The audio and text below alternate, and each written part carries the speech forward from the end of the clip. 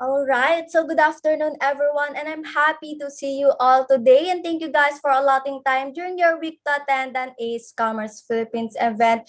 And I hope you guys are excited because we will be starting our webinar in a few minutes. Thank you.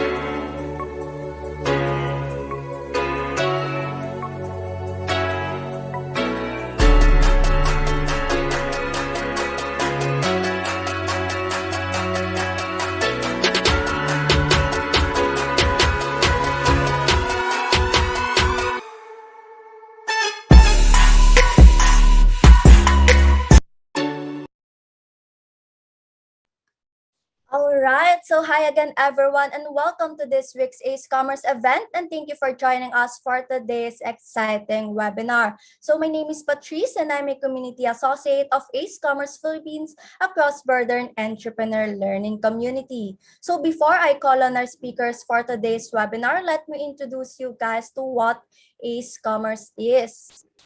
So Amazing Cross-Border Entrepreneur Commerce, or ACE Commerce, is a global entrepreneur community that started in Indonesia. So ACE Commerce is for anyone interested in learning about building successful cross-border commerce by exploring opportunities in a wide range of commerce, as well as having amazing insights and guidance from awesome founders and entrepreneurs. And of course, we also strive to bring in amazing founders, mentors, and entrepreneurs to talk to our community of aspiring successful entrepreneurs, and we strive to provide the best online resources and content to our community to help them towards entrepreneurial success. So if you want to learn more about entrepreneurship and get updated for upcoming events, please like our Facebook page. And in order to connect with fellow entrepreneurs and aspiring entrepreneurs, you can join our Telegram groups so you can network and ask advice from the community. So lastly, I'd like to go over a few items for those who want to have an e-certificate. So our participants must fill out the evaluation form during the end of this webinar. So the link will be given at the end of the talk and will be open until 11:59 only today. So you must send the proof of attendance at this webinar. It can just be a screenshot of this live and also a proof of your membership at our website. So it can be a screenshot of your account on ACE Commerce Philippines website. So in case some of you guys are not a member yet, then here's how you can sign up.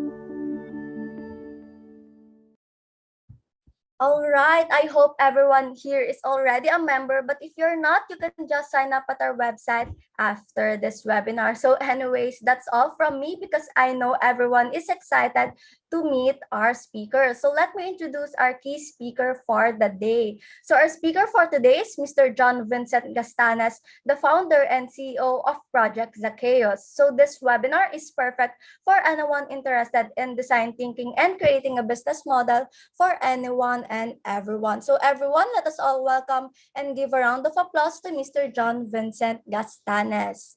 Hi, Sir John. Sir, you're on mute po.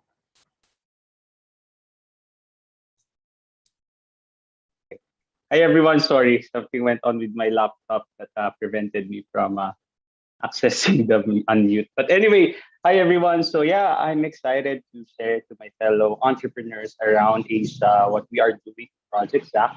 Yeah, I'm John Gastanes, and I look forward that after this meeting will somehow will add value to you. I'm an advocate of SDG 17, which is really on focusing on strengthening partnerships. And a lot of us often forget that actually in a VUCA world, we need a lot of stakeholders, and that's why I'm look forward that this conference will allow me to, look forward to co-create with you guys. So give me a moment. Let me just open my slide. Apparently, okay, there we go. Yeah, there we go. I'll share my screen now. So let me do this. Okay, there we go. So hi everyone. Thank you, Eliza, for that very energetic and exciting introduction you gave for me. But let before I start my speaking engagement with everyone, let me just first show you a little clip from one of my favorite series in Disney Plus. It's WandaVision, and there was this scene in WandaVision where the Wanda was actually trying to share her pain to Vision, and then suddenly Vision was saying to her that, what is grief if not love persevering? And before I start this session with you guys, I know there's a lot of why you're doing the business that you are doing now.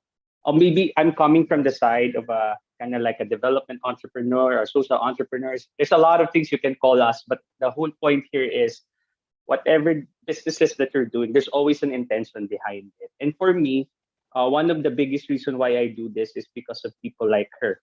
Nene here was actually one of the daughters of our eco warriors. We also have a business engaged in solid waste management. So Nene here actually is one of my inspiration.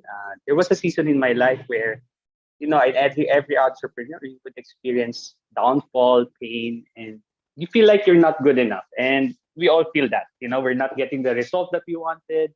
And this was the time where, as I was designing the business model that we're trying to do, um, I don't have enough capital that time. But there was a moment that when I was sitting down near these garbages, she went near to me and hugged me and said, Kuya, salamat sa pagmamahal po. It was in English, it's like, Kuya, thank you for your love. And that was a moment I was thinking, you know what? Maybe all the testings and the pain is okay as long as you're fighting for something bigger than yourself. So before that's why I just want to share this to you before we start, that in any inclusive business model, let us always put in our hearts and our mind that it's not just a feel good or image building. I know for some of us we have good intentions, but sometimes we have to check our intentions. Kasi you know what, regardless of the technicalities I will share to you right now, genuine love and empathy can really be felt and experienced. I don't know how, but in a lot of our business models, that's how we do it. We can care for transform lives and let's go beyond the. So today this is my objective for you. First is that transform your mind from a master builder to from master procrastinator. So there are two things maybe in the end that I want you to see. What makes a good design thinker with communities worthwhile? Especially, I don't know who watches here the Lego movie. If you are one of them, you might comment in YouTube. But the whole idea is there is Emmett. He's normal, but the whole idea is he allowed himself to go out there, try things and build something.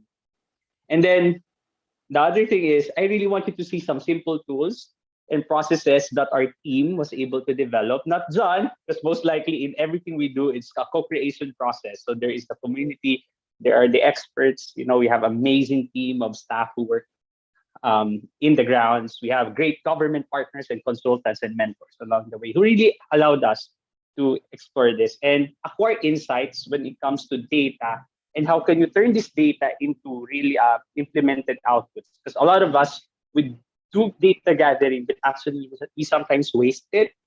So the whole idea here is how do we now turn this into something that you can implement? Because I'm pretty sure there's a lot of you engaged in some businesses that are experience some gaps and bottlenecks in working with grassroots communities. You feel like, oh, it's unsustainable. Oh, there's a lot of hindrances. There's a lot of behavioral aspects because like I said, I took up my development management in the Indian Institute of Management. I will not forget what my professor had taught me that in anything happening outside, there's always an environment that affects the mental models, and sometimes we just have to dig first. What are the data that shows that these are the kind of mental models they have, and using those mental models, how can applying the principle of behavioral economics, how do we create that nudges that allows this community to maybe develop the altruism within them so that they can co-create together? Because we mostly work with associations and cooperatives that either we partnered with or we ourselves organize. So yeah, just before I share to you the whole idea how I ended up in this business, I just want to share to you that I was not a development practitioner when I was in college. I was actually a hospitality graduate. I was in America. It's just that I'm one of those young people who had to work abroad because my family at the time was experiencing some, after the recession, my dad has to give up some of our businesses and we had to sell a lot of our stuff. And then so that I could go to America and work there. I was a waiter, but when I was there, I will show to you what I did. Instead of just working, bussing out tables and serving amazing dishes, I felt that there is something inside of me that pushes me to do development work. And I just decided to maybe pursue something more than just development, maybe something like development entrepreneurship opportunity. But the whole idea here is I know for a lot of us, there are some passion inside of us that is just get awakening, or maybe you are already there. I just want to share this to you. Sometimes there will be always dream stealers around you. And if that's the passion inside of you, then you know that it will solve a certain problem in the society. Push it. If it's not easy, but it's worth the pain. So after that, I decided to go home and work in the government where I had a chance to meet a lot of I was an technical staff of a development office in the Philippines, specifically assigned in Palawan. I worked though with amazing people from Mindanao Development Authority, where they exposed me to a lot of investment opportunities and learned and built my network from there. And there was a season in my life I felt like, you know what, maybe I could make work together the problems of the community when it comes to certain businesses, because there are opportunities in terms of production or services, but there is always a bottleneck of who is the company that the big companies can talk to establish whatever business models that the community have. Because remember, a lot of the pains of some entrepreneurs out there is that they want to help community. It's just that some has an NGO, which is okay, which is great, but there will always still be a need for people to be developed in terms of entrepreneurial mindset. And how do we really teach something like teach business management for a no read no write community? There are actually strategies in doing that, and we had to learn it not by only the books, but we had to learn it ourselves as I get exposed for many years to development entrepreneurship. And from there, I decided to quit and then focus on pitching our business models until we get some support from various partners around the world. Um, so yeah, I just want to share. This is my start. I was a waiter in Colorado. I love to connect with homeless people. I remember I used to sleep under the bridge in Colorado Springs. I have my Huffy, the bike there.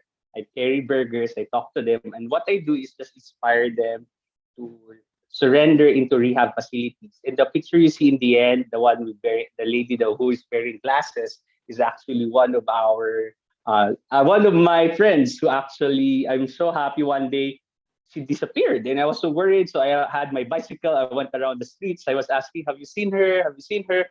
Then I just found out she went to a rehab and now she's having a good life and better life. It's not me. It's just that we were able to influence them. And from there, I said to myself, if I can do this in American country, I want to go home. I mean, not just stay at home because that time it was an accident that I had to go home. But when I went home in Palawan specifically, I saw the pain of a lot of communities, and I just said to myself, you know what, let's create opportunities. And I gave up my American dreams to pursue the business now that we are doing. And this is the history of how we started. We started as just a benevolent act of kindness. What I did was I looked for friends in America and I had some good friends in abroad. I started a barbecue shop in the downtown area. And my whole idea is every earnings that we'll earn, I will use it to teach children how to read because I felt like, oh, this is what I love. I just want to create finance for communities. And what happened was the barbecue shop was bankrupt because I did not know yet the strengths. I mean, the strategies of doing the businesses. I was still naive on the systems of business. All I want to do is help. But there was a time my dad said, oh, you know what? It's my own capital. I did not ask for my parents. I had to save for myself, and I lost everything pretty much. And he was like, "Oh, it's so hard, John, if you just keep giving without really developing something like a sustainable model." Until you know what, I went to the government in part time. What I do, I use my salary to help people. But the whole idea of that working in the government was actually first to learn the policies when it comes to local government because I took up also that time the law school until the third year. But the whole idea is I want to understand how is the government system working in the Philippines because I was not exposed to that. So and then the whole idea was okay. While doing that, I'm also sending people to school. I scholared some community leaders that who became our community leaders who helps me now design, think, and implement projects within the grassroots level. And then it grew from capacity building for children, for parents. Then we grew partnership with the government until we developed simple business, from simple to more complicated business models that until now operates within the island of Palawan. So really, just to share to you the vision and mission of our company is really we want to be the most adhered social enterprise and tech company because we are both a co-op and a corporation that works hand in hand in terms of tech development at the same time impact when it comes to cooperative.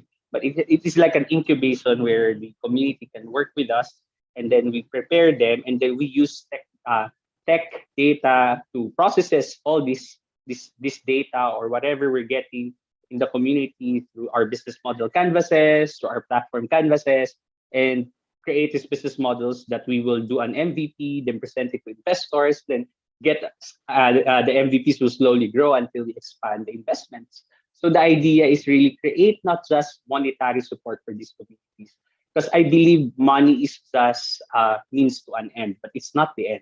For us, it's really creating, and I want to address the poverty capability. There's a lot of cooperatives and associations around the Philippines who are not sustainable because of poor good governance. And what we do is a lot of our funding as an SE is on capacity building. We are just so happy because we also study the business model. When we know that it's so complicated, the cost of capacity building is so high, we had to mitigate the risk of our business model. So we had to look for partners because there are a lot of amazing partners. I mean, if I say it one by one, you will be amazed how you can actually access them because we're not big, we're very small. We're a small company. It's just that with a good business management and right partners, I think that multi-stakeholders approach in terms of developing entrepreneurship is possible. And yeah, really create the community who are willing to co-create opportunities to eradicate poverty one family at a time. And the mission is once we discover a community, we really study them, and then from there develop them depending on their skill sets, and then maybe then develop their mindsets. It's a hard thing. It's qualitative in nature, but we have reports of how we really kind of like measure it, and we observe a lot of their behaviors. We have an amazing M&E I just really admire our monitoring and evaluation team, our SBC team, or social behavior change team, who really does that study on this. And from there, create that impact leadership culture in that community partners we have. And these are just the sample of our community leaders who are the SNJ or Samahan ng Mamamayan sa Kana, who used to be just in the community-based waste speaking business, but now they will be launched as the eco warriors will actually go into waste material management, waste recovery materials management business that I will show to you later. Yeah, these are the four projects that we're currently doing and businesses that we're currently doing. First is the servant leaders, as the CCI tailors. This is I'm sharing to you this one of the small to the biggest and most complicated business models we have. This is just one of the business models that we did. These are just an association of we assisted. We sent their family to assisted their family to go to school. They graduated ALS and TESDA, and now the women in the community, their wives. Some of these men are actually already working abroad. You know, they're really earning like 6 digits, and they're not in the community anymore. There are a few communities left. I mean, community leaders left. But the whole idea is really optimize the waste of clothing from ukay ukay that some of my friends are. There are like 1 peso worth of clothes, and we turn it to eco bags that we're actually distributing in the malls. And actually, they're also producing uniforms for the uniform personnel and stuff like that. I pretty much it's a tailoring business where we allow the community themselves to own the machines, and then we just bring in projects to them, and we just guide them on their operations to ensure that the business is an ongoing, will be keep on running and running in a sustainable manner. Then yeah, these are some of the outputs they have created and impacts in terms of we were able to help a lot of scholars to really graduate through this community. Then, yeah, this is the Servant Leadership Labs. This is one of my favorite. This is the heart of Project SAC. This is where most of our net profit goes into capacity building. The whole idea here is this is where the monitoring and evaluation happens. The design thinking team is really working with the PZC Servant Leadership Labs being like they are the center, and there are the projects who will work with them to make sure that the capacity building is actually working and making sure that the design of the business model is iteratively evolving. Because I just want to share to you, in any design thinking process, it's an evolving thing. It's not something that oh, this is the 10-year plan and we stick to it. Sometimes along the way, that's the reality is we must be agile, and it's just that we are learning how to now create those business models with the grassroots and how to create that agile approach to make this business model but sustainable and workable. Even though when we are gone someday, they're still okay and they're growing, diba?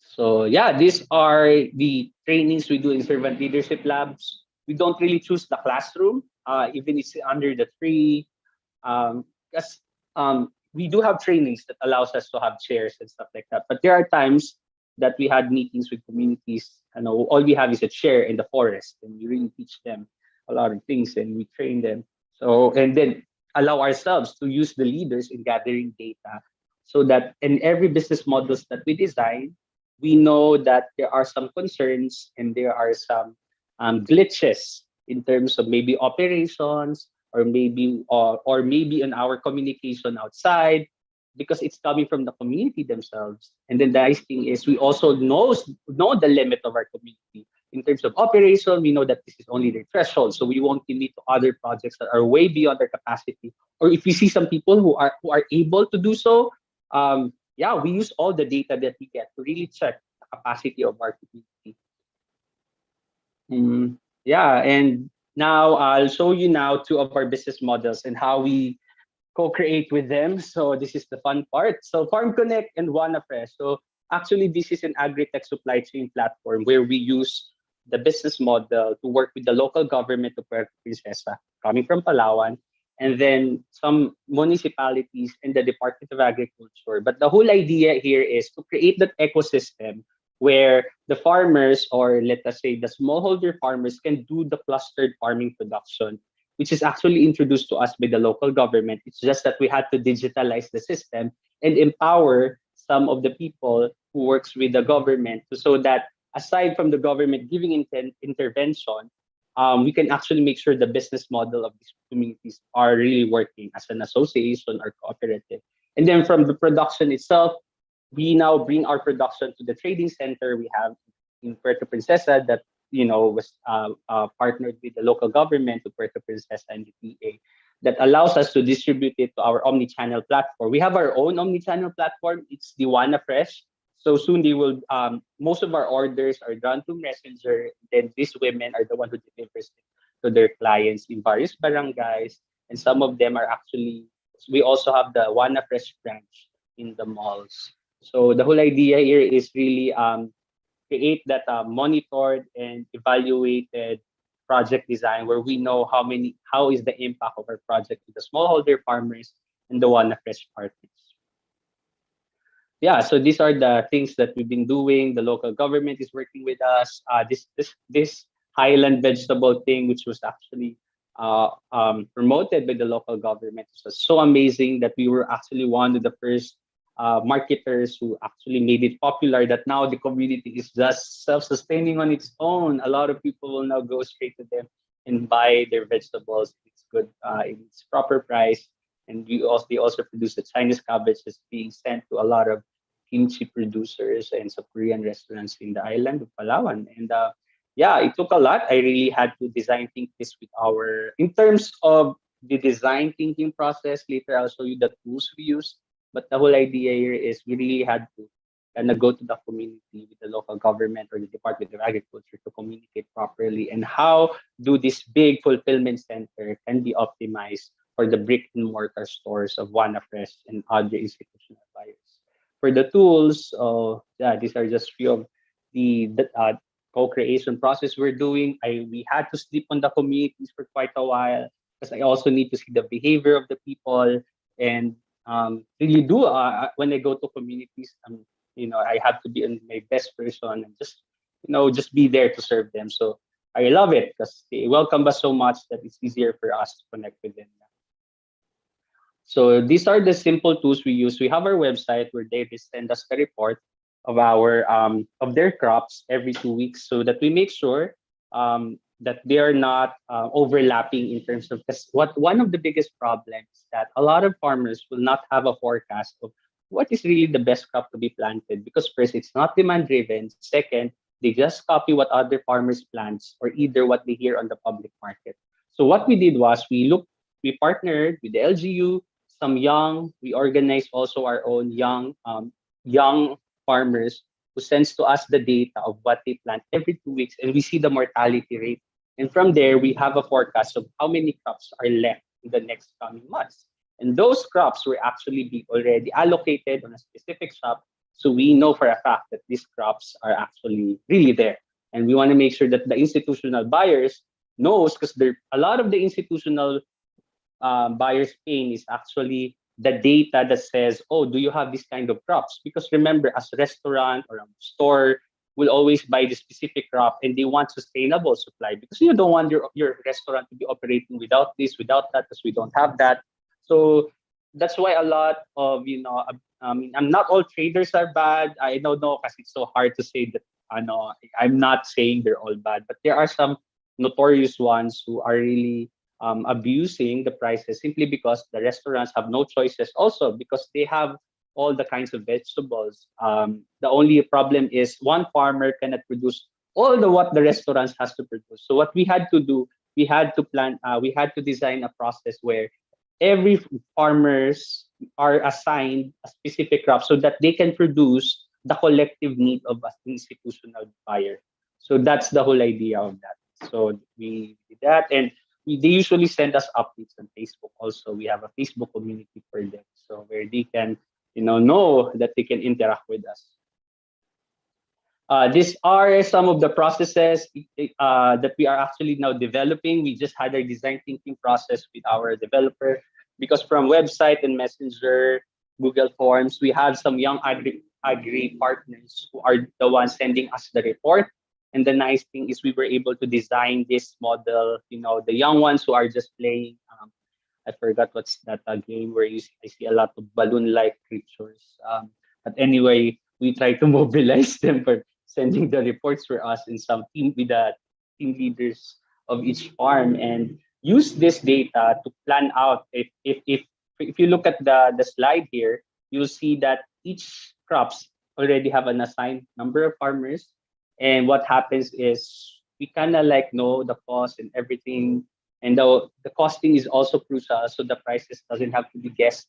It's actually based on the cost of the farmers, and then allocate it per team because it's a teamwork. That's how you make the dream work, sabi nila.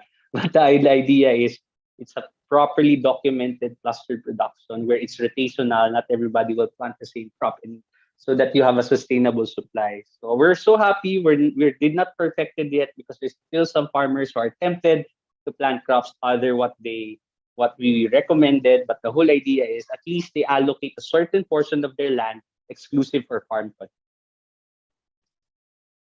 Yeah, we work together with the local government. So we already have north on farmers in northern area that we work with, southern, and we're expanding actually in the west coast area of Palawan, and we are actually also expanding now to processing because there's an economies of scale that we're seeing now, and what we wanted is to produce some of this product into higher value because, as you know, you also want to buy the class B. One of the bottlenecks that we've seen that we had to kind of tweak the business model was there is a huge chunk of production that are really class B because when we came into the community, not everybody already has perfected the crop, the good agricultural practices. So there are bad qualities in terms of sizes, and these are not being bought in our One Fresh or grocery. So we had to create now an idea of like a catch basin to make sure that still the products are bought in the right price and we process it and make it available in the market. So we are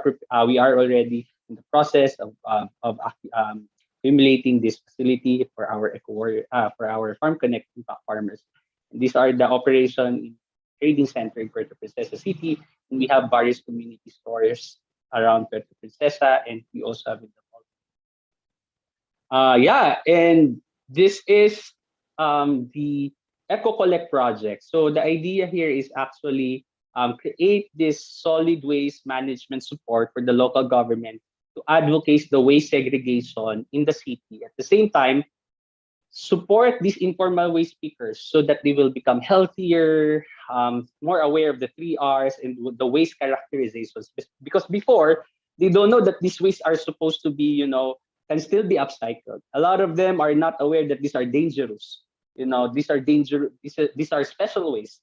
And we're so happy that for 6 months we did a capacity building training for license because a lot of them are working and walking, pushing these hard cartons or carrying it at their head, the trashes. So we are so happy we partner with some with amazing US Clean Cities Blue Ocean. They give us vehicles in the Department of Science and Technology, giving us a specialized waste picking machine and some machineries to process the garbages and make it more in terms of pricing so that we can increase the profit of the eco warriors. And the whole idea here is not just prepare them in terms of capacity building, but make them the advocate of waste segregation because we don't want the eco warriors to keep digging on the trashes outside. In the household level, you can actually segregate it. The nice thing about here is they're an existing team already. And what we are doing now is we're just now designing a platform where the community can access so that the eco warriors can pick up the garbages in their own homes. And we have exclusive trash bins that we give to partner communities. But the idea is these trash bins will also be available soon in the market. And if you have that trash bin, you can actually get incentives. At the same time, these trash bins are made of the trashes that are actually being collected by eco warriors. So create a circular economy. So it's a very complicated model, but I'll show you later the design thinking process of how we did it. So the whole idea here is, so if you look at it, they're pretty much getting that a lot of support from the LGU. We did a lot of FGDs with them to know what are their motivations. Because we had to use their why. In a lot of business models, we forget with working with grassroots, there's always a reason why they do things.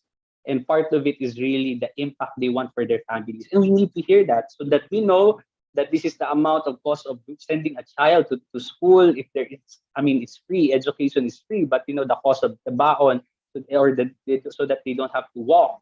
So all of this stuff we had to co-create with them to understand the pain where they're coming from, and somehow use the business as an inspiration for them that you can actually reach your goal if this is what we're gonna do, right now in your business model. So make sure that it's sustainable. So make sure they're safe and they're not, abused in terms of pricing of garbage. So we do a lot of trainings with them so that they can also speak for themselves as informal waste speakers. They are now impact waste speakers. And then, so if you look at it, we had to design the trash bins for the vehicle that goes around the city. The vehicle's here already, and we will have our soft opening because at first we just capacitated them when it comes to their waste picking capacity, because they're already selling their stuff. It's just that they're not capacitated in terms of what's the kind of waste that they can actually collect, and then find better buyers for their products. So that's was the first model until it evolved now to a more complicated because setup, because the operation saw the need now for having this kind of machines that has certain capacity, and each trash bins available in various households and turn into these upcycled items. We partner with Sentinel Upcycling. I think they're pretty known in upcycling items, but we will launch an Eco Collect brand of items that are actually made from the trashes of our Eco Warriors. And we had to study the whole value chain processes because as an enterprise, we know our capacity is only limited because the earnings that we could get from trashes, most of it goes to the we allocate it for the income of the Eco Warriors. And the rest is the capacity building is quite in the first year of the project. We already saw that the behavioral economics or the capacity building will require money. So we need to really study how can we mitigate the risk of losing the money because of capacity building. So we really had looked for partners for this. And amazingly, because we were intentional on lowering the risk of our investors in our fund as a company, a lot of partners invested their support on us, whether it's capacity building and trainings, incentives that we're giving to the Eco Warriors so that they are ready once we fully launch the one with their vehicle, because the vehicle is also kind of like given to us because they saw how strategic the plan was of this business model.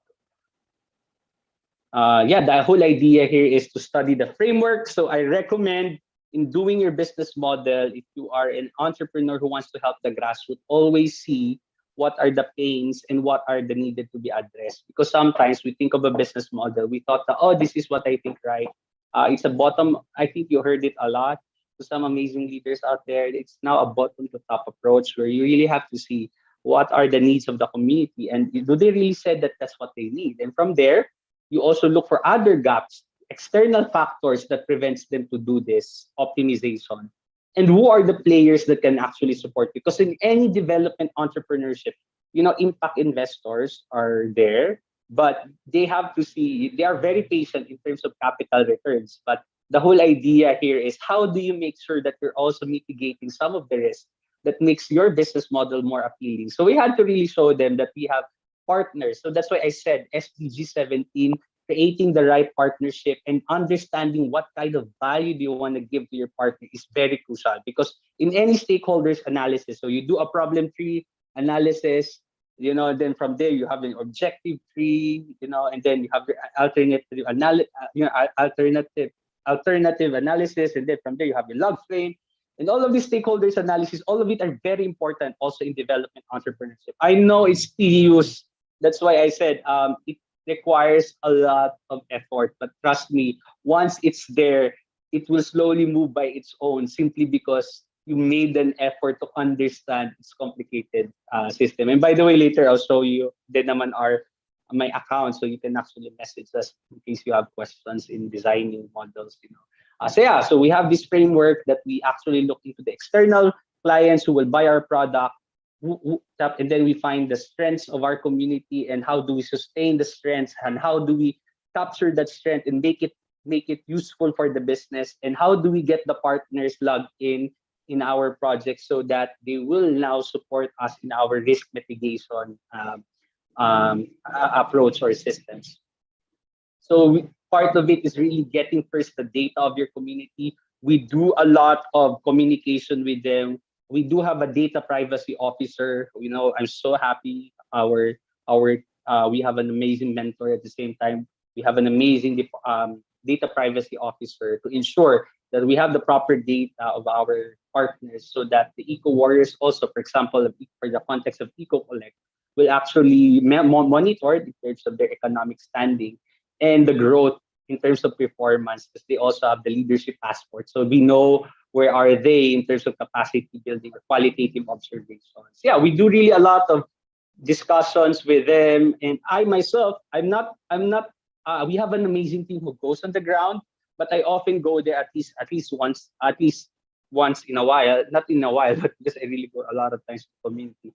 But the whole idea here is I really have to talk to them and kind of like do my own M&E to understand how is this business model? Is it working or not for them? Or it's just so hard to demand services from people, expecting that, I think that's one thing we forget. Sometimes the leaders, because what I do is I develop leaders within the grassroots level. I don't work only with followers. I want to develop leaders who are thinkers, and I allow that safe space where they can say to us, Sir, Kuya John, this is what we think we could do together, and we kind of process their opinion and kind of like use those opinion, and then from those opinion will be turned into something. Let's try this in our MVP, and if it works, then it's a good strategy. So we're happy because of there are some processes that we had to do that allowed us to kind of like capture the audience that we wanted in a community. So really, we really conduct FGDs. There's a proper way to do it and a personality, I guess, that you have to put into it. If you're acting there as if you know better than them, it's not gonna work. I've tried it. Trust me, it did not work. But I had to go there coming from the side that I'm just here to listen. It's an attitude. It's more than just saying, "Oh, I'm here to listen." But if you're actually talking a lot, that's already an indicator that you are not actually listening. So what you do is first ask them questions. You need a good question to get the right answers. And then from there, let them know that you're empathic about them, that you're not just naaawa, but you're there to listen and use this use this information to turn it to something more transactional in terms of your operations, or maybe helping them to see, or maybe there is just a wrong viewpoint in some stuff and must be retweaked. And then we actually send survey forms to our community, either household. There are times we do FGDs, but there are times there are decisions that we need to do it house to house level. That's why we need to develop a lot of leaders to go to the house to house level. We have to train the committed leaders. We will do our own. We ask the leaders who will participate on this activity of data gathering, and there will be ones who will commit, and we just value the ones who commit, give them incentives, and they are the ones getting the data for us. And then, for example, there are times that we do survey. Okay, what do you prefer to eat this week? And we will hear bananas. So what we will do, okay, we will get data, and in exchange, we'll give you bananas. Because the whole idea here is we had to make the incentives evolving depending on the, you don't want to give them the same stuff all over and over again. But the whole idea here is it's cost efficient, because we also try to look for items that are, not too expensive, but at the same time, really, really helpful to them. Or maybe, it's something that they like so much. And the house-to-house visit with the leaders also matters. Yeah, if you look at this, these are the outputs we have created so far. From the route plan, we had to work with the local government of Puerto Princesa to somehow see the routes where we are allowed to work with. That's why we had an idea that we should have a vehicle for bicycle, for motorcycle, and the car, because not everybody wants to drive. Some people just want to use motorbike, and some wants to use the bicycle, because not everybody is interested to get a license. So the whole idea was also to team them up. We created learning teams. If you look at the Eco Collect schedule, it's made of various learning teams who are also classmates in terms of our capacity building. They have a once a week class with us or TESDA, and then from there we allow them to work together so that they know the schedule of their operations. And then from there, we came up with a route plan. And then the route plan, which were also consulted to our experts from Clean Cities Blue Ocean, from the community themselves, because some are women. You want to make sure that when they turn left, it's easy. Even the design of the vehicle has to be gender inclusive. And then at the same time, we allow the leaders to share their sentiments in a way that is not too negative, but a constructive way to kind of like make them feel that there are problems, but it can be processed, you know. And then because of that, we were able to create this incentivized system. Every time they do trainings, they get what they really like so much. They look for t-shirts and other apparels or sometimes incentives, depending on the seasons of the class. So we do have certain incentives for them. And yeah, so I just want to share that in my own opinion, the help of social entrepreneurship is the fact that you develop both your intuition and business. Kasi it's not just about, of course, you know, the heart, the love, they said, but it's a fuel for you to study the technical of the business. Because like me, I was not born business, I mean, with a business acumen at first, but I had to learn the process because I love my community so much. I'm willing to take the pain of moving from hospitality to development entrepreneurship. But the whole idea here is that you need to really at least have an idea how development works if you want to do if you want to work with community-based communities. You know, there are some good materials out there. You can look for it. But the whole idea here is it must be processed well. And then it doesn't have to be perfect, but at least in your business model canvas, if you're using it, you must really study the customer segment. Your customer segment will not only be about the customers that you're serving with, the quality of product or services you're giving them. You also have to look into who are your grassroots leaders. There are your customer segments, and what are their pains that you need to address so that you can get the value proposition that you wanted to create for your customer segments who are in the market, you know, to buy into the services of your community. And then look into, okay, who are the key partners? What are my resources needed? Who are the key partners who can help me? And then what are the, what are the needed resources to make this fully operational? So for example, in our Eco Warriors, we really had to plan how to really the kind of like how much they will earn, you know, how much will they really get per Eco Warrior, and then at the same time understand how many waste can the city government can just produce. We have to study the waste behavior of our local government. It's not like we felt that this is the data. I mean, this is what we wanted to produce. We produce it. It's just like agri. Okay, we keep planting and then we produce this. In the garbage system, you have to understand the behavior of the city. How much waste do you really just produce? And look at how many percentage of that can really just be upcycled. And don't overpromise to your eco workers. So those are the things that I've seen so far. And then, I hope you're learning, everyone. Ang saya ko lang kasi I'm really glad that I hope kasi I just want to share this pala. I don't want to feel like, oh, I'm the expert, like this is the right model, you know. There are best practices outside, and it is really dependent on the culture of the community and the leader who builds the leader. But I think culture will matter in a human-centric approach. You have to realize whatever system you create, there's always a culture behind it. And I really hope that that's what you really need to set for community. And it's not easy because there are mental models already there. But I just have to use some of the nudges. Like for example, I had to watch all the teleserye they watch every 3 p.m. because I realized a lot of our leaders watch teleserye every 3 p.m. And I have to use the story of Romina of Candedang Ginto. I don't know if you watch those stuff, but the whole idea is use those lessons to motivate them that the context of this business is actually kind of same as that. So this is your approach now in your leadership. And so we had to really use some of the communication styles of what we see approach or effective sa masa so that we can just mobilize them. So yeah, we did the groundbreaking of our materials recovery facility and at the same time launch our new vehicles. Of course, thank you to the amazing USAID and American taxpayers for supporting us on this project.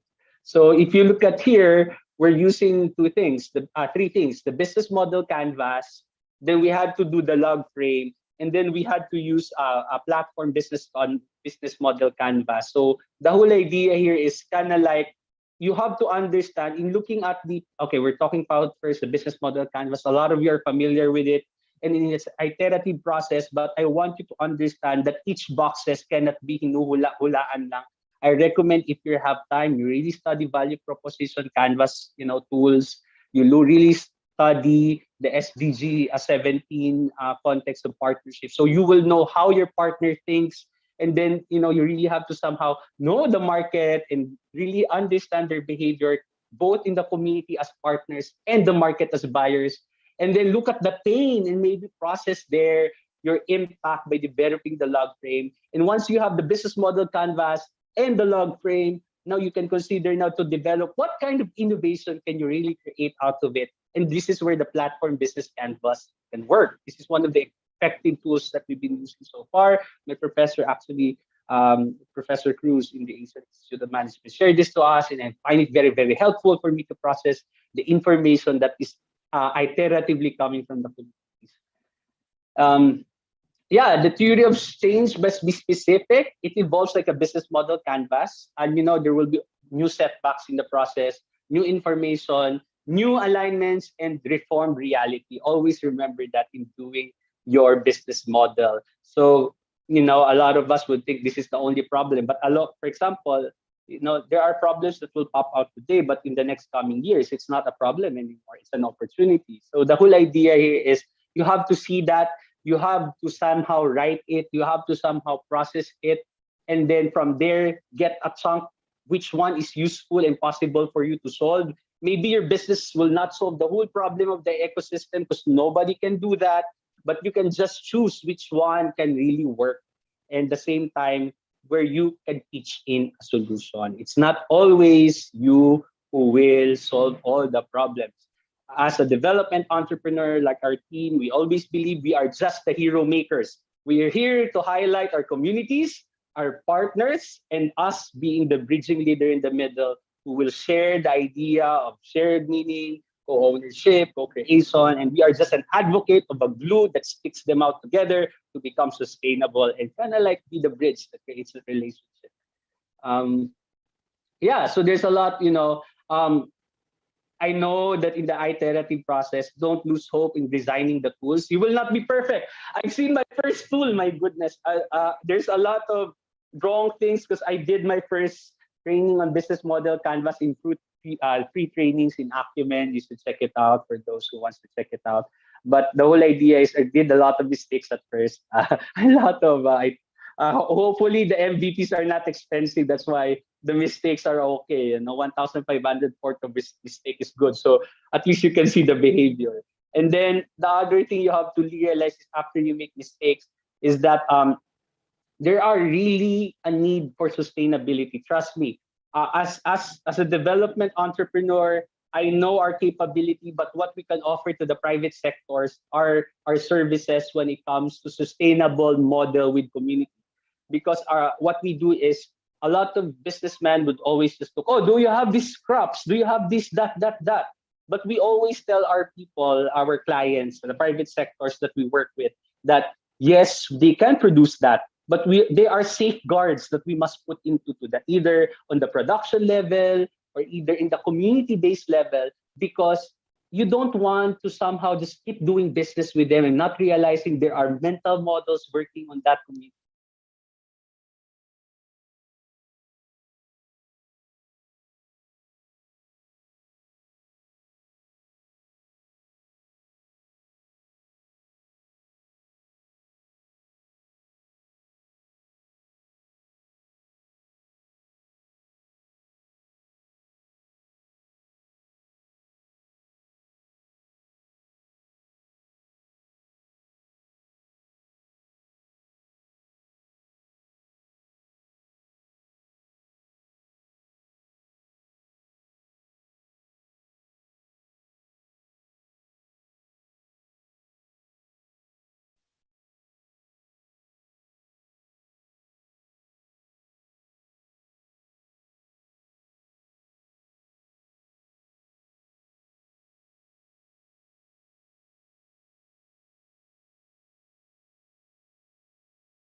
Hello guys, can you hear me now? Ayan, tinanggal ko na lang. Baka nag-lowbat na yung earphones ko. So, yeah. So, I was telling, I think it's a commercial. I guess I have to breathe a little bit.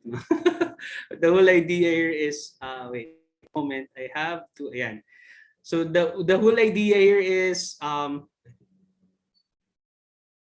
so yeah, depending on the business model, you must develop a certain mindset, and both in the development and the entrepreneurial opportunities you're developing. Remember, in any entrepreneur, what's the nice thing about entrepreneurs is we don't give up. We just keep on persevering, learning new things, and looking at opportunities in every problems. And also, but in the development work, there's a little bit of patience to it. There's a little bit of shared meaning into this, a lot of humility into it, because you're working with community and you don't want to look like Mr. Know-it-all, because it doesn't really work in real life. What you want sana is for them to understand why you made that kind of decision, and somehow understand also where they're coming from, why they made those kind of decision. And it takes a lot of kind of like empathic approach. So that you will develop it as you do this kind of business model. So there will be times ideas will be rejected, but always remember, not because your idea was rejected, you're not good enough. One thing on my mentor would always tell me, not because your idea was not included in the model, it doesn't mean that you're such a failure or we just don't like you. No. You have to look at things constructively, that not everything is according to what you want, and you can't always get what you want. I think it's a song, I just heard it before. So yeah, and then technical soundness is a must. So impact, scale, and sustainability will really matter. We're almost there. So these are the design thinking is a non-linear approach. So it's an iterative process. There's a lot of things in the process. You cannot be like, oh, this is the only way we can do this. You should explore opportunities where, for example, how do you get the community's idea when it comes to agriculture? There are reasons why they stay on traditional agriculture. Maybe they have fear from the past of people just imposing things on them. So all of this can be done through various tools. I'm not saying my tool is the perfect, but it requires creativity on the entrepreneur themselves. And then, in co-creation, really you have to communicate this properly. Especially you have an expert. Because for example, we are in the middle, we can understand the experts, but sometimes it doesn't immediately reflect to the community, because we also tell it like how the expert says it. But the whole idea here is this is where your creativity will work as a development entrepreneur, to somehow, how do I communicate this idea to this set of communities? Maybe do this kind of icebreakers that are purely hindi baduy, or for them, I mean, for us baduy, but for them it sounds awesome, or acquire tools that you can design, like just drawing smiley or sad in case they don't like the processes that was introduced. So, but yeah, doing secret ballots and stuff, like how the uniform was designed. The uniforms actually were not designed. We did not design it. We had a designer who was there. We had the community to share what kind of colors they want. And then from the colors that they gave us, the design, they want a cap, they want a hoodie. We had to mix it together and came up with various design. And we had to make the voting available in each sari-sari store where they can do a drop box of what kind of design they want. So hindi sila nagagaya-gayahan. And once they had the uniform, oh my God, I'm so happy. It's so beautiful that they wear it kahit walang basura. Sometimes they go it for lakad sa labas. So sabi ko nga lang, nako, huwag kayong sasali sa gulo na suot yan kasi you're not supposed to wear it if you're not working. It's just that they love the design because they own it themselves. And this is what I want to share to a lot of development entrepreneurs. Make sure that the business model are owned by the people. It's not something that you be like, oh, this is mine, this is not yours. These are the community's design. This is their business model. Don't make you feel like you know better. Like ako, in our culture, in Project Zach, we believe in servant leadership culture, which means pitch tree leadership. The leaders are the roots, the fruits are the highlight, which are the community. Sila ang bida. We are just the hero makers. So yeah, these are some of the tools we've been using so far.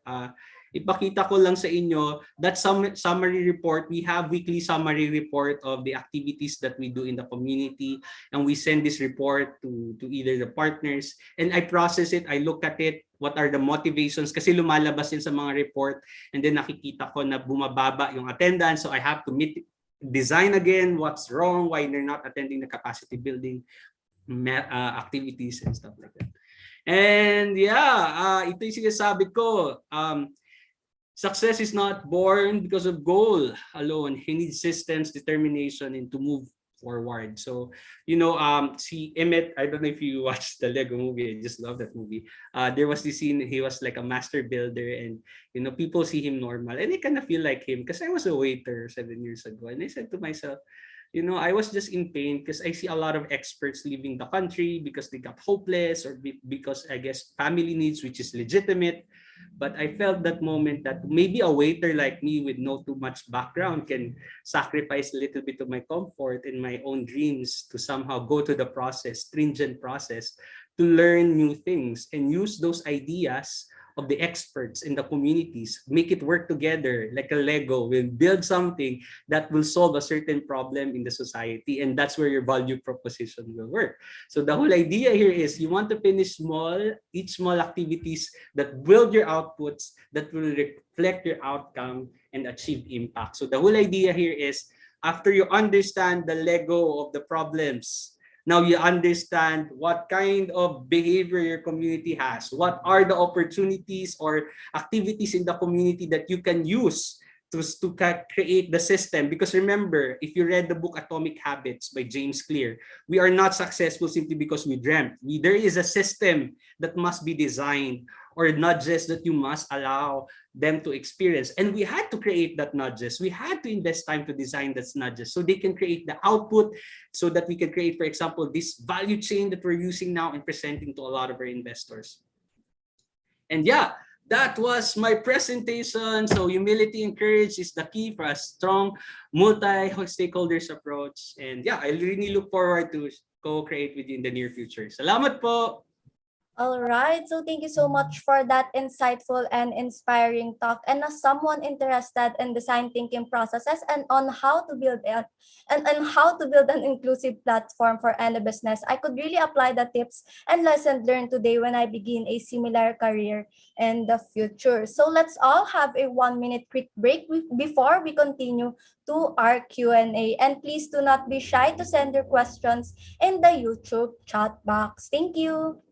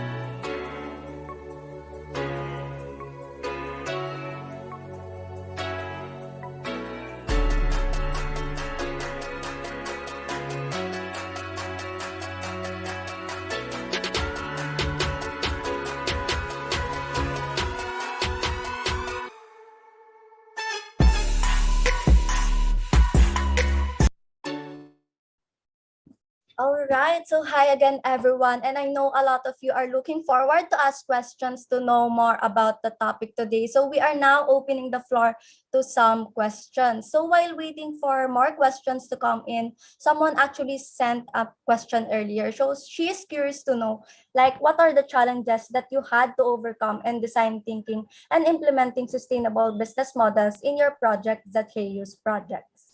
Yeah, very good question. And I really hope this will give you an insight of how do multi-stakeholders approach works. Remember, when you are designing a certain project, okay, now you have a beautiful canvas, like a painting. Imagine that. It comes with different colors, and each colors comes from different stakeholders. So each stakeholders has certain characters and certain, for example, when I say political, we're not talking about political, which means they have certain biases. There are, so ang daming, and there's so much character involved on it. But the whole idea here is when you are the one who will facilitate the designing, you must analyze that what kind of characteristics this person really has. That's why personality understanding also matters. You know, there are times there are people, they don't like people who talks a lot. You know, so you have to, when you're getting information from them, you might as well just like ask questions because that's what they like. There are some naman that they don't like to speak, but you need to somehow, how do you get the information from there? So napakadaming constraints on how we will communicate with them. So what happened was on my journey, I had to train the team. Okay, we had to study the character of the department head of a certain project or partners. We had to understand the personality of the community leader, what makes her irate. So we do a lot of those. So if you're not sensitive, that's why I said, don't engage in this kind of business if you are not sensitive or willing to learn people management because it will be really tough for you to design it. So yeah, that's the idea is that personality dynamics are there. So you have to learn to play with it. Second, there's a lot of people who would commit to you. At first, there are a lot of people say, oh, John, we will do this together. But on the middle of the journey, they leave you. Sometimes in love, you know, they always leave you in the middle, keep you hanging. I'm just kidding. So anyway, wala akong hugot ha. But nonetheless, ang point ko lang is, on the middle of your journey, there will be people who will make delayed decisions. There will be people who will not give you the output. But hey, life goes on. So as a design thinker, you have to now understand where do you get that potential support. What if this thing did this? Kasi for example, there is a problem out there and you have to create the bridge. What if this bridge is not gonna work? So you have to stop building that bridge na lang muna and hanap ka na lang muna ng an additional route to go to that end to get the solution that you need for your design. So yeah, personality dynamics will matter. How creativity in getting the output regardless of rejection will matter. And yeah, siguro the biggest though is, I know a lot of people says, wala kaming capital dyan. You know, challenge yan. Oh, I know that. I know we did not started we don't have that, you know, millions when we started. And we're not, you know what, but the whole idea here is, if you give up simply because you don't have the money, I mean, every business knows it, even in development entrepreneurship. There are design thinking processes that are expensive because of capacity building. But hey, be creative. I don't know how can you tap into other partners to make that design thinking cost effective. Maybe as refreshments, you can use kamote or snacks because you're working with community. It's a matter of communication and expectation. You tell to the community, hey, we're not yet there. So magtiis muna tayo parang sa pamilya, sa negosyo. O nandito ba lang tayo, Nay? We're just here. So okay lang ba ito lang muna ang snacks natin pero gagawin natin yung pagpaplano. And they're like, okay lang yun dyan. Okay lang yun. So those are the three things that I just want to share to everyone. Thank you. All right. So for the next question, how long it takes for you to fully decide about this platform and what benefit do you get from it since then? So for example, in each business model, kasi of course, the simplest answer is depende talaga kung gaano katagal. In designing business models, of course, it's fast. The nice thing about the business model canvas and the platform business called canvas is that it can be done in an hour. Depende nga sa'yo kung nag-gather mo na yung right data. But the whole idea here is, pag may mali ka lang dun sa data, you have to revise it. So often, what I do in designing it, sometimes I just do it one day and then test it. immediately after a week. And if it doesn't work, then renew it again after a week. Then how we will know if it's the right, right? Tama ba yung question sa dulo? Parang how do we know if it's the right model? Right, ma'am? Sorry. What benefit do you get from them? Ayun. Oo. So actually, sige ganito. So like I said, there is a timing on it, di ba? So timing will matter, di ba? So once you decide that this is what you will implement, because the timing will really matter, sometimes, in any business, trends and timing is of the essence. Okay? Sometimes, when you are doing the design thinking, may mga magbabago na sa mental models ng mga tao. So, ang mangyayari dyan, hindi na applicable yung ginagamit ng design. So, the whole idea of doing it fast is not just simply because you want to create an output and get money from investors. No, that's not the essence of it. You have to know that you're doing the design thinking fast because the habits and the behavior are changing from time to time. And you want to capture the timing. So the whole idea here is, if your design of the business model is not timely in terms of, for example, like face-to-face ka, COVID, di mauubra yan, di ba? So how do you design an online setup with them with no Zoom? Messenger, I guess, is the best of what we used during the pandemic. So yeah, those are the things that we had to come up along the way. So the whole idea here is, it doesn't have to be fast, but if it's fast, better. But the whole idea here is it must be adaptive and change from time to time kasi yung timing and the trends will really matter in businesses. It helps you to have a better forecast. Okay, so how do you determine though, sir, if your design thinking is successful, especially when working with the farmers that you have mentioned earlier? Well, if first is, you'll see it on the result in the output. For you look at the masterpiece of a child and says, oh, he really followed my instruction. I don't know who here is an entrepreneur and a teacher at the same time. You would know if your students really learn based on the output. For example, napansin namin na, marami pa rin hindi talaga nagsisend ng report. We know for a fact that our strategy is not working. So erase it. Huwag ka nang mapilit. In short, huwag mo na ipilit, di nga umuubra, hindi nga gumagana. Kaya gulo-gulo yung mga bagay-bagay, pinipilit yung hindi magtugma. So the whole idea here is you have now to really see the output resonates from the model that you have designed. If it's not resonating the output that you want, kasi kaya dito magmamatter yung log frame. If there is no map of what it should look like or the activities that you want to do to create a certain output, it's so hard to see the impact of your projects or the businesses that you're doing. So yeah, that's how I want to answer the question. Thank you. All right, so jumping off to the next question, she asked, since you work a lot with the local government, do they have a say in what design thinking process and business model that you create, or does your business project, the Chaos, work independently on that? Well, in each project, there are unique stories to it. For example, when we work with Eco Collect, the local government has a say in terms of what else can we do with your Eco Warrior to get the end result of waste segregation. Because remember, the government has their own problem. As an entrepreneur, development entrepreneur, you have a specialized outcome because this is what you want to address. And because you want the government to be your partner, you want to understand ano yung kiliti nila, ano yung kanilang goal, why they wanna jump on the bandwagon. And it's not just you're telling them they're in control. Kasi one thing you don't wanna lose is the control. I mean, because as a company, you want to maintain the culture.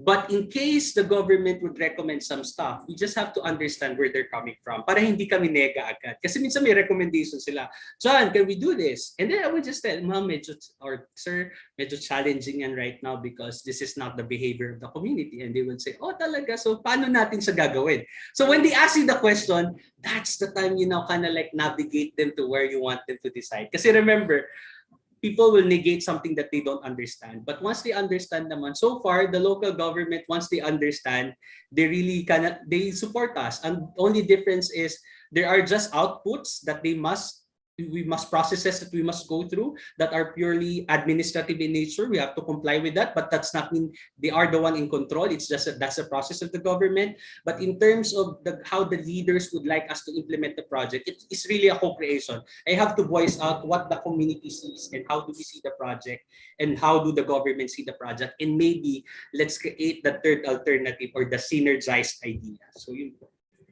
Okay, so apart from approaching the local government, how do you know who to create a sustainable business model for? Oh, yan. Good question. In really finding partners, you need to look for insiders. Ayan. I recommend you need, I think there is a book introduced to us in our development entrepreneurship class, but it was made by Australian Aid. But the whole idea here is you need insiders. You know, there are government stakeholders who are really driven to really support your project. But there are also those who are just like there to work 8 to 5, and we're not condemning them. Maybe they have needs for their family, but you know, it's not a reason. But the whole idea here is this. Yeah, it's really it's really a co-creation process where there is a shared meaning. If it's only the community who understands the why, it's gonna be hard. But what if a government see a story of like Nene who just lost her mother 2 years ago because of waste collection? They tell that to the government. How will they feel? It's not the technicalities that impresses sometimes people. It's the story behind the reason why you're doing it. And if you tell that to them genuinely, not like an artista, just tell them this is what's happening. I think what they need to see is the idea that they are just blinded from the truth and you have to show it to them, the real pain in the curves. All right. So we have a questions about HR here. So do you think an HR department would be a great addition when it comes to social entrepreneurship? Perfect. We do get a lot of I do get a lot of recommendations from my HR friends kasi we do human-centric approach. And indeed, if you have a very good HR who focuses not only on the employment of employees retention programs and also community partner retention programs, that would be great. HR is so good in it. They're so patient on this. So kami kasi may specialized team kami, a social worker. Then the HR thing that are purely admin in nature are being provided by our admin, and we get consultants na mga HR, na mga classmates ko from my masteral. So sila yung nagbibigay sa akin ng mga context and design. And I attend a lot of leadership development program that is usually operated by HR experts. So yeah, it will be great additional, lalo na kung afford mo naman, di ba? Bakit hindi? All right. So jumping off to the next question, someone asked like, what surprises you when you pivoted to social entrepreneurship that you didn't expect at the start? Oo nga, at first, you know, the idea of your idea is the solution. It surprised me. Ay, hindi pala yun. Ay, sabi ko, you know, when I was working with communities, at first, mag-aral kayo ng massage therapist because may demand of, because we're in Puerto Princesa and near the community, there are adjacent resorts. And I said, let's study massage therapist. Tapos, pina-enroll ko sila sa TESDA. Walang nag-apply ng trabaho. Nobody applied. You know why? Because their husbands doesn't want them to do that job. They're scared that we might lose our wives in the process, you know, and they might get harassed. And there was, I think the communication was done, but the whole idea here is, hindi pala nila gusto talaga yung massage therapist kasi ikaw lang nagsabi nun, ang gusto pala nila pamamasura. Dapat sa waste ka na agad. Nagsayang pa ako ng effort that time. So, ganon. And then there are some, I said, livestock, because this is what they need, piglets. Hindi naman pala lahat willing magtanim ng napier grass kasi I wanna create a model where the piglets are eating greens para medyo organic. Hindi naman pa yun ang gusto nila. Wala pa sila sa level na yun. So, yeah, there are times you feel like, you know, because you heard it from people, you heard it from expert, but forgetting that it's human being and sometimes they just don't want to do it right that way. And maybe along the way, in the middle of the journey, once they see the purpose of it and have a clearer understanding now why they're doing it, maybe doon papasok yung opportunity. But yeah, those are the things I made a mistake. You cannot be Mr. Know-it-all. Trust me. Humility is the key, I guess. So thank you. All right. So based on your experience, what are the key resources in pursuing a career in social entrepreneurship or development entrepreneurship? Okay, key resources. Well, kasi one of my professors said that a good social entrepreneurship would always have an institutional void to address. So the advocacy must address a certain problem. And each problem will have a different cost, right? Hindi kasi pare-pareho ang cost ng problema. So there are problems that can be solved by just like if you have networks of people in the government. Like for example, may mga gusto akong paaralin. Akala, ang provide ko lang sa kanila was the meals, the sasakyan to pick them up from school.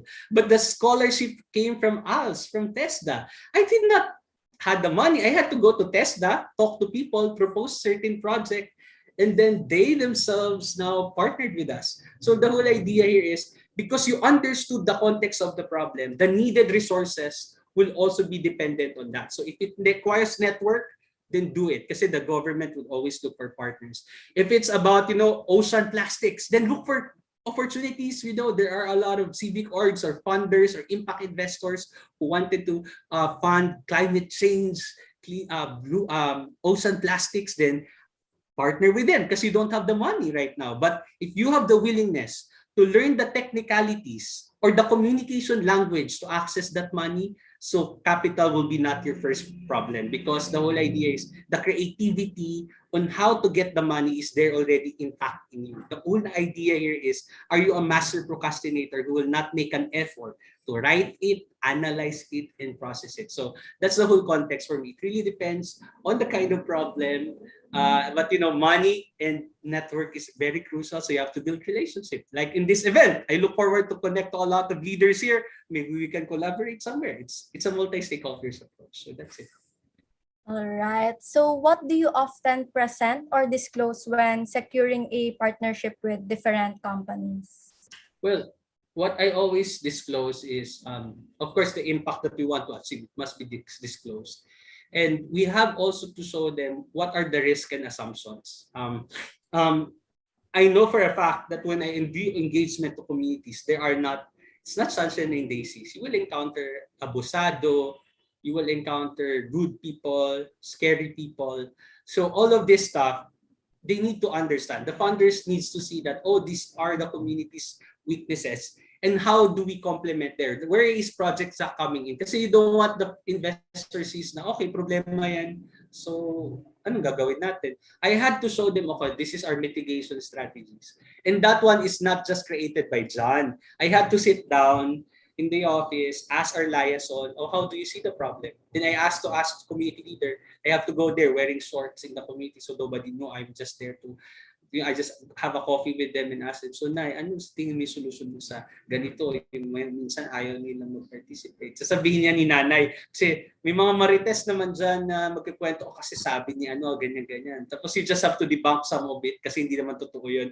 But there are some good insights from community leaders. So you really have to have a good relationship with them. So yeah, it's really getting the right information from the community, seeing the strengths and the weaknesses, the risk and assumption, then tell it to your investors. And really, the financials will also be there because they're impact investors. You have to really show the profitability. I mean, it's business. It's not just like you're asking for donations always, but it must be sustainable in its own in the next coming years. So those are the things you have to be really disclosing to your business mentors. And risk mitigation to make sure hindi kayo malugi. Yes. So for the last two questions, so should I always consider the theory of change in design thinking and creating my business model? Yeah. I cannot tell an absolute rule, but kasi before I also do the same. I just don't use tools. Hindi talaga ako mahilig sa tools before. And I always say, I have the heart, I have the passion, I have the best. But as one of my great professors have says, Prof. Nihala Marisin, in doing problem analysis, it's really important to know the root of the problem. It doesn't have to be as complicated as what I'm using. You can use the 5 why. Kasi there are a lot of ways to get your theory of change. But at least, kahit hindi perfect yung theory of change mo, you can define what's the kind of problem that you want to solve para hindi ka nawawala, di ba? And hindi yan perfect. Kasi noong una, I don't have tools So I just get from the internet and tinawanan ako at some ng ibang experts. But I just allowed myself to be humble and I asked the experts, so how do you want me to improve this? That's where they give their pitch. And then I process what I can only use and can only do. And the rest is history. So yeah, it's really a matter of you just accepting the fact that you don't know everything. So that's how I see it. Because as a leader, we need to stop pretending we know everything. No, we don't. We just have great people who can share an idea about it. So yeah, that's it. Yes, I agree. So for the last question, can we request a copy of your presentation today, sir? Okay naman, basta anything for the next, I mean, MSMEs, entrepreneurs are, the lifeblood of this economy. If it will add value to you, it will be great. But yeah, like I said, I don't have the answers, guys. If it will help you, it's an honor po to serve you all. So thank you po. All right. So thank you so much for answering the questions and for the insightful and informative talk you have shared with me and everyone in this live stream. So with that, we want to award this certificate of appreciation to you for being our speaker for today. So Ace Commerce Philippines award this certificate of appreciation to Mr. John Vincent Gastanes for imparting his valuable insight and inspiration at the Ace Commerce webinar entitled Design Thinking and Implementation of Sustainable Inclusive Business Models within the Grassroots, given on this day, April 1, 2022, Manila, Philippines, signed by Franz, the CEO and founder of Asia Commerce. So thank you once again, Sir John, for being such an inspiration to me and the peoples of today's event. And we really appreciate you allotting time for us. And it was truly an honor to have you speak for us. So before you go, is there anything else you want to promote or where can our audience reach you? So yeah, I'm available. You look for John Gastanes in Facebook. It will appear. I started to create a page because there's a lot of inquiries in terms of approaches on this kind of business models, and I would like to connect you through that. You can also connect with me via Instagram. If you see my Instagram, I'm always accessible. In LinkedIn is where you can also access me. So yun lang. But overall, I just want to share this, Nicole, to everybody who's watching this. Opportunities are not only given by an individual. I always believe that in every journey, you will need people with you. So let's co-create opportunities to serve our country. So maraming salamat po ha, at saka let's keep fighting for the greater good of our communities po. Salamat. Yes, so thank you so much once again, Sir John. So for our following announcement, our weekly webinars will continue next week, and we hope to see you again for our webinar entitled Entrepreneurial Mindsetting, Marketing, and Business Improvement Plan, led by Engineer Grace Bondad Nicolas, the co-founder of Tag Media Group, AG Builders and Developers, Tag Media and Public Relations, and AAA Cosmetics and Trading. So you can RSVP on our event. And again, thank you and see you guys next week, same day and same time. So finally, for the last reminders for the participants who would want to have an e-certificate. So please do not forget to create an Ace Commerce account through our website, acecommerce.org, as we give announcement for future webinars where you can RSVP. And also, please do not forget to answer the e-certificate form that will be sent at the chat box. And friendly reminder that we will strictly no longer entertain concerns about e-certificate and create e-certificates to those who fail to answer the Google form. So please avoid making errors in putting your emails, since incorrect emails will no longer be our responsibility. So if you want to learn more about entrepreneurship and get updated for upcoming events, please like our Facebook page. And in order to connect with fellow entrepreneurs and aspiring entrepreneurs, you can join our Telegram group so you can network and ask advice from the community. So that's it, guys. Remember that the evaluation form will be closed at 11:59 p.m. today. So for concerns, kindly message us on our Facebook page or on our Telegram channels. So thank you again, everyone, for joining our event today, and we hope to see you again in our next event on April 8th, Friday, 4 p.m. Thank you, guys. Thank you, Sir John. Thank you, Patrice. Have a beautiful day. Ha? Message lang kayo. Thank you. Bye-bye. Bye, sir.